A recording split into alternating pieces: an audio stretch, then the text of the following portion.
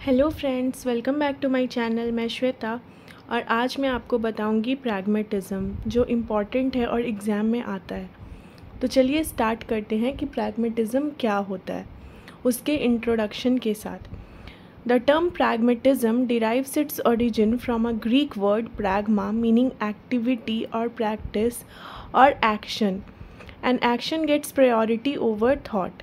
Pragmatism is also known as expenditure, which believes in practicability or utility depending upon the truth, reality, goodness or badness, which are all relative terms and are not predetermined or absolute.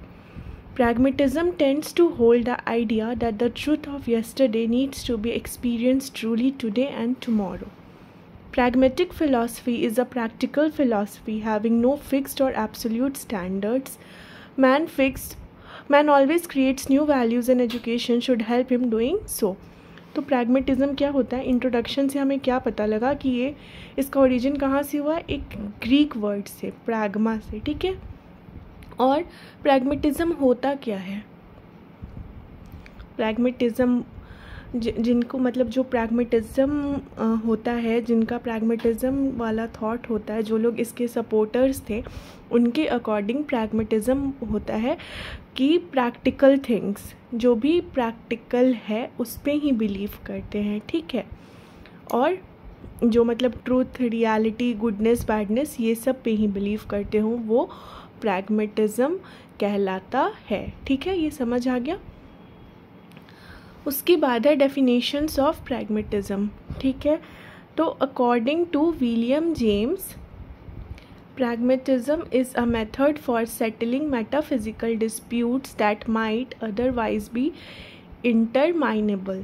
According to John Dewey, pragmatic theory of inquiry is to provide intelligent method for social progress. ठीक है। तो देखिए, जिसके according आप definition लिख रहे हो ना, तो वो ऑब्वियसली प्रैग्मेटिज्म के सपोर्टर होंगे। तो आपको नाम याद कर लेना है सपोर्टर्स, जैसे कि विलियम जेम्स, जॉन डीवी और जेम्स बी प्रेट, ठीक है। तो आगे देखते हैं। According to James B Pratt, pragmatism offers us a theory of meaning, a theory of truth, of knowledge and a theory of reality, ठीक है। तो ये डेफिनेशन हो गया प्रैग्मेटिज्म का। किसके अकॉर्डिंग? हम लोगों ने 3 लोगों को देखा, that is according to William James, according to John Dewey and according to James B Pratt, ठीक है। अब है principles of pragmatism. This philosophy does not believe in eternal values and truths, they only believed in value of good. According to them everything is changeable in this world, even truth is changeable, ठीक है। तो जो pragmatism है उसमें क्या philosophy है? मतलब वो कोई भी एटर्नल वैल्यूज़ पे बिलीव नहीं करते हैं और ट्रुथ पे बिलीव नहीं करते हैं। वो किस पे बिलीव करते हैं? सिर्फ गुड पे।